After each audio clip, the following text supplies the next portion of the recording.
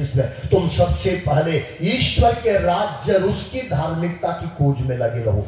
ईश्वर के राज्य की धार्मिकता क्या है? न्याय, शांति और प्रेम। न्याय, शांति और प्रेम। अन्याय नहीं, अन्याय नहीं, अशांति नहीं, ध्यान, प्रेम, सिर्फ प्रेम। और संत पौलुस लिखता है, प्रेम के बारे में लिखता है, कुरिन्थियों के पहले पत्र में अध्याय 13 में लिखता है, जिसके अंदर प्रेम नहीं है वो कुछ भी नहीं है। जिसके अंदर प्रेम नहीं है वो कुछ भी नहीं है। पढ़िए कुरिन्थियों का पहला पत्र अध्याय 13 वचन 1 से 3 तक पढ़िए। मैं भले ही मनुष्यों तथा स्वर्गदूतों की भाषाएं बोलूं, किंतु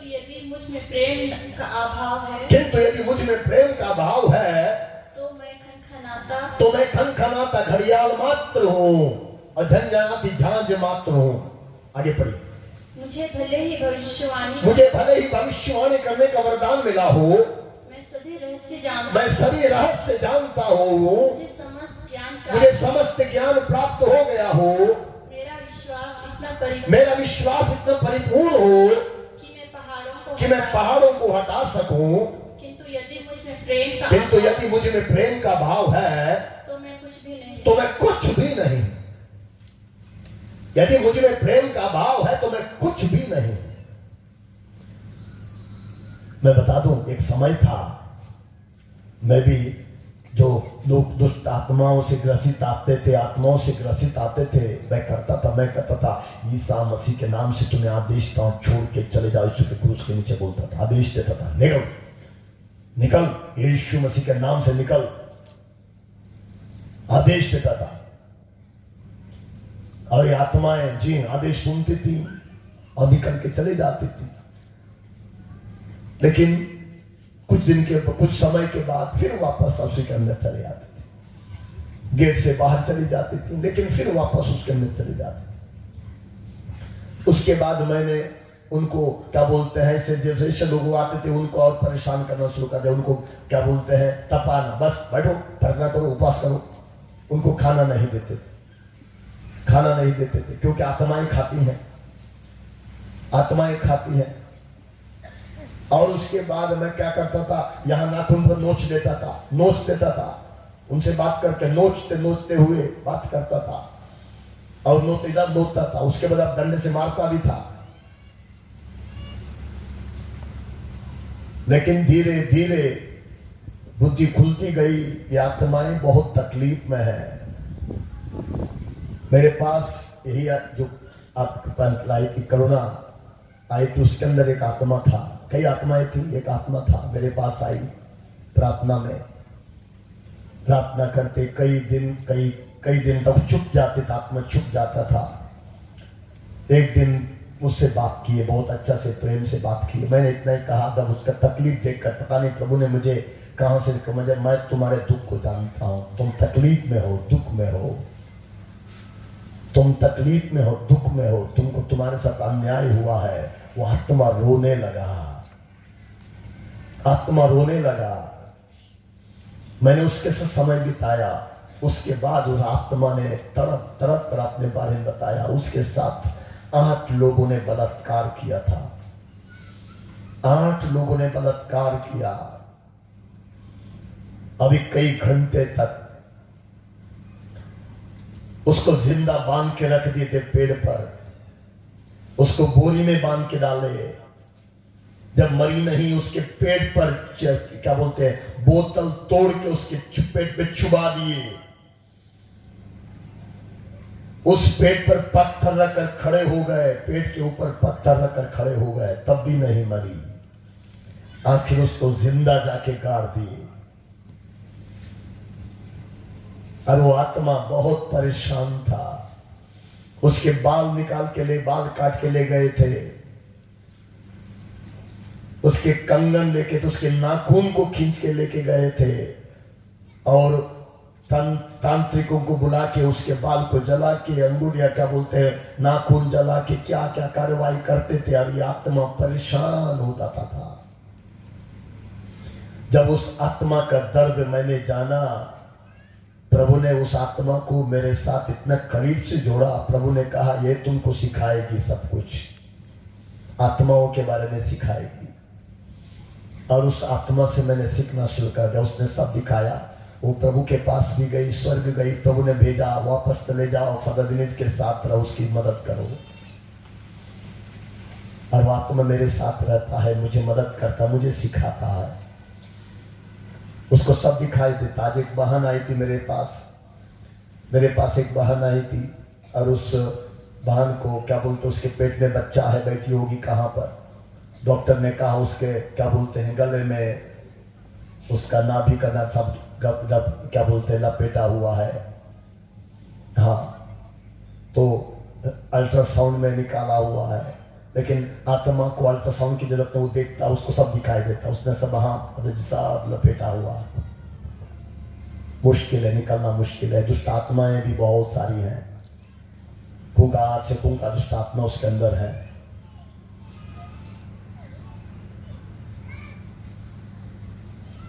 और उस आत्मा ने बहुत मुझे सिखाया, बहुत कुछ सिखाया। Hallelujah, hallelujah. प्रभु की स्तुति हो, प्रभु की महिमा हो, प्रभु की आराधना हो। तो धार्मिकता बाहरी नहीं है, धार्मिकता अंदर की है, हृदय की है, मन की है, सोच की है, विचार की है, भाव की है। धार्मिकता हमारे हाव भाव की है। धार्मिकता हमारे आचरण में होनी चाहिए।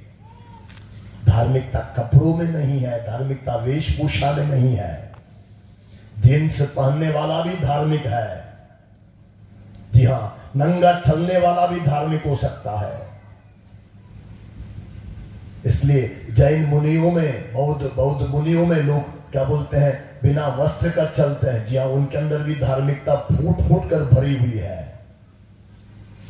जरूरत नहीं कि धार्मिक बनने का मतलब क्या बोलते हैं हाथ में रोजरी, गले में रोजरी, कंठी माला पहनेंगे तभी इंसान धार्मिक है। नहीं, ये सब पहन के भी इंसान क्रूर हो सकता है।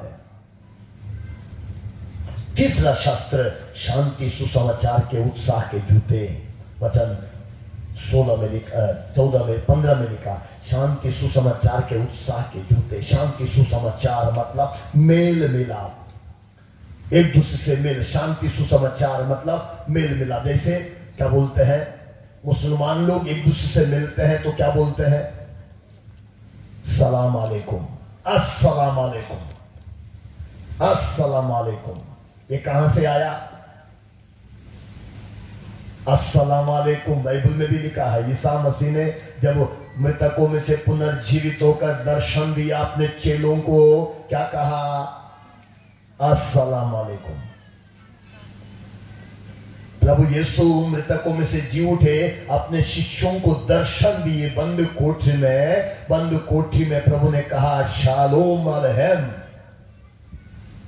जिसको मुसलमान लोग अस्सलाम वालेकुम बोलते हैं। शालोम अलैहिम इब्रानी में, तुम्हें शांति मिले, है ना, तुम्हें शांति मिले। जय यीशु बोला, यीशु ने नहीं बोला, लेकिन हम लोगों ने उसको छोड़ दिया। तुम्हें शांति मिले, छोड़ दिया। तुम्हें शांति मिले, यही सलाम अलैकुम का मतलब है, तुमको शांति मिले और तुमको भी शांति मिले। अस्सलाम अलैकुम, शांति मिले, शांति का सुसमाचार। शांति, एक दूसरे के साथ शांति बनाए रखना, मेल मिलाप। जी हाँ, मेल मिलाप। प्रभु कहते हैं, प्रभु यीशु ने कहा, मत्ती रचित सुसमाचार अध्याय 5 वचन 9 में लिखा है, धन्य है वे जो मेल करते हैं, मेल कराते हैं, वे ईश्वर के पुत्र पुत्रियां कहलाएंगे। रिश्ता जोड़ना बहुत आसान नहीं है, लेकिन रिश्ता तोड़ना बहुत आसान है। छोटी छोटी बात काफी है, छोटा सा बहाना काफी, हम रिश्ता तोड़ देते हैं ना। अरे उसने ऐसा कह दिया, बस हम उसे बात ही नहीं करेंगे। उसने ऐसा कर दिया हमारे साथ, हम उससे बात ही नहीं, उससे मिलेंगे नहीं। कितना आसान है तोड़ना। ईश्वर जोड़ता है, ईश्वर तोड़ता नहीं है। ईश्वर के लोग जोड़ते हैं, तोड़ते नहीं है। इसलिए शांति सुसमाचार के उत्साह की जो तीसरा शस्त्र, चौथा शस्त्र साथी विश्वास की ढाल धारण की रहे। ढाल कौन सी ढाल है? विश्वास की ढाल। चौथा शस्त्र विश्वास। विश्वास।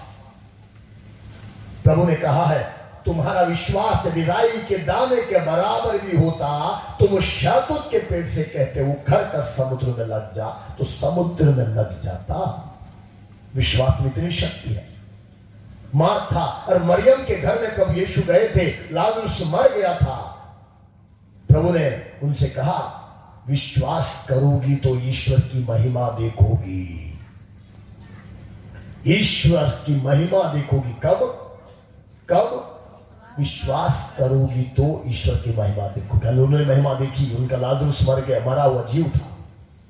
मैं महाराष्ट्र में एक जगह गया हुआ था, आलीपल्ली नाम की एक जगह है, मैं वहां गया हुआ था। इसी तरह भीड़ में वचन दे रहा था, वचन सुनते जा रहा था। मैंने वचन के बीच में कहा एक संदेश हमको मिल गया, कोई एक वाहन है उसकी गिल्टी पिघल गई, और सचमुच में उसकी गिल्टी यहां पर थी, इतनी बड़ी थी, आधा किलो की गिल्टी थी। गिल्टी पिघल गई वचन सुनते सुनते। मेरे पास एक बहन आई थी, जैसे आज आई थी उसी के समान एक बहन आई थी, उसका बच्चा उल्टा था और उसका क्या बोलते हैं नाभि का जो नाड़ा फंसा हुआ था। मैं प्रार्थना कर रहा था, बस प्रार्थना कर रहा था, बस प्रार्थना करते करते बच्चा उलट गया, सीधा हो गया। एक बहन क्या बोलते हैं, एक माँ अपनी बेटी को लेकर डिलीवरी के लिए एक अस्पताल से जो नॉर्मल डिलीवरी कराना चाहती थी, डॉक्टर परेशान, नॉर्मल हो ही नहीं रहा, डॉक्टर ने क्या ऑपरेशन करना है, और आके कहां से लेकर ले जाके एक और क्या बोलते हैं देहात में अस्पताल में लेकर नॉर्मल करना है, जिसको शाम को डिलीवरी होनी चाहिए। रात हो गया, 2 बजे समय हमको फोन कर रही है माता जी, फादर जी परेशान है, डिलीवरी हो नहीं, दर्द हो ही नहीं रहा। मैंने कहा उसके ऊपर हाथ रखिए और मैं प्रार्थना कर रहा हूं। मैं प्रार्थना करना शुरू कर दिया। जैसे ही प्रार्थना करना शुरू करता हूं, करके लड़के ने चिल्लाना शुरू कर, दर्द शुरू हो गया। कुछ ही मिनटों में नॉर्मल डिलीवरी। विश्वास, विश्वास। जी हाँ, जो लड़कियां दोनों मेरे साथ हैं उनका बपतिस्मा नहीं हुआ है, दोनों का बपतिस्मा नहीं हुआ है, लेकिन प्रार्थना बड़ी मजबूत से प्रार्थना। बस एक छोटे शब्द में बोल दी, प्रभु ऐसा होना चाहिए, तुरंत होता। विश्वास।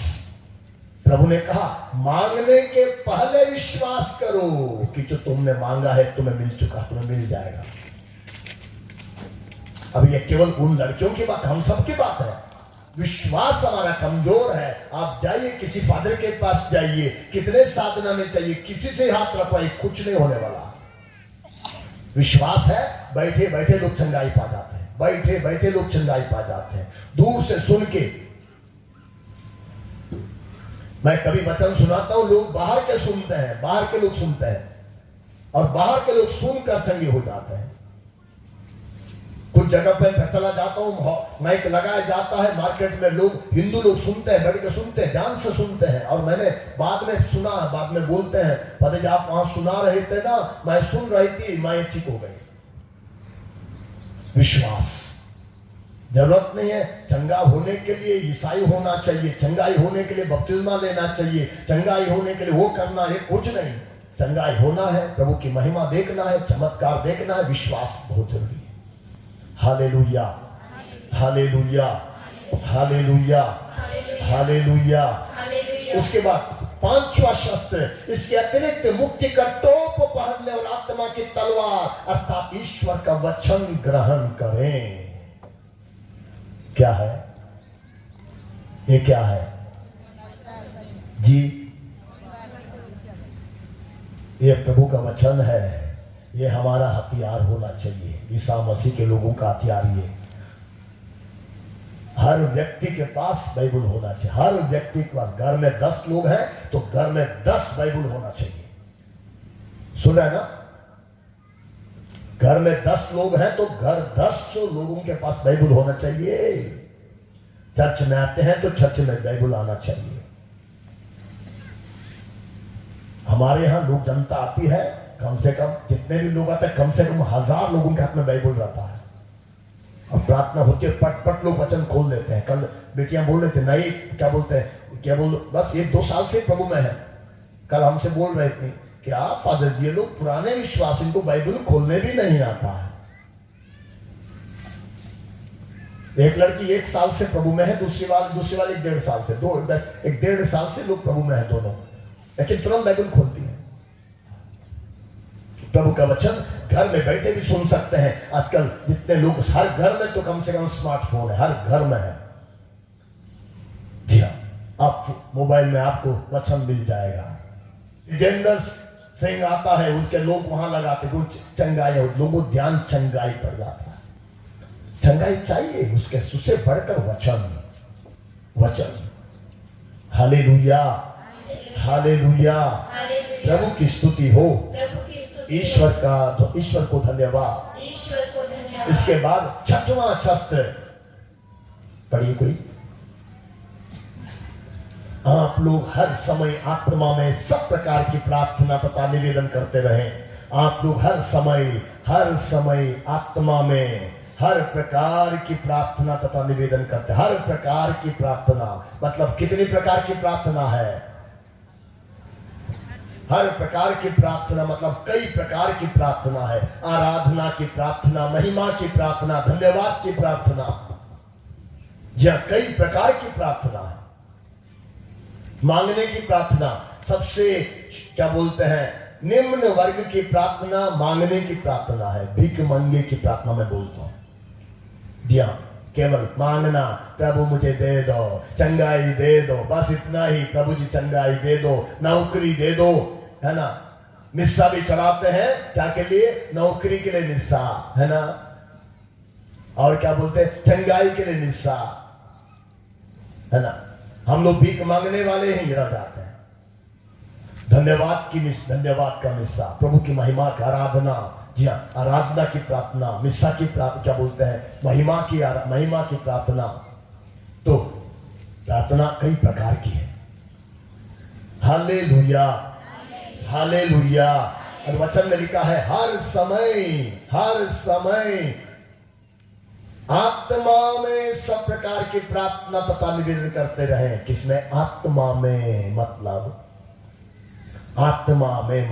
हमें प्रार्थनामय होना है। क्या होना है? प्रार्थनामय होना है। मुझे कई लोग बोलते हैं, अरे वहां पर 24 घंटा प्रार्थना चलती है, उस आश्रम में इतना घंटा प्रार्थना चलती है। मैं बोलता हूं मुझे घंटे गिनने की जरूरत नहीं है। मुझे घंटे गिनने की जरूरत नहीं है। 24 घंटा प्रार्थना, 12 घंटा प्रार्थना मुझे की जरूरत नहीं है। मुझे प्रार्थनामय होना चाहिए।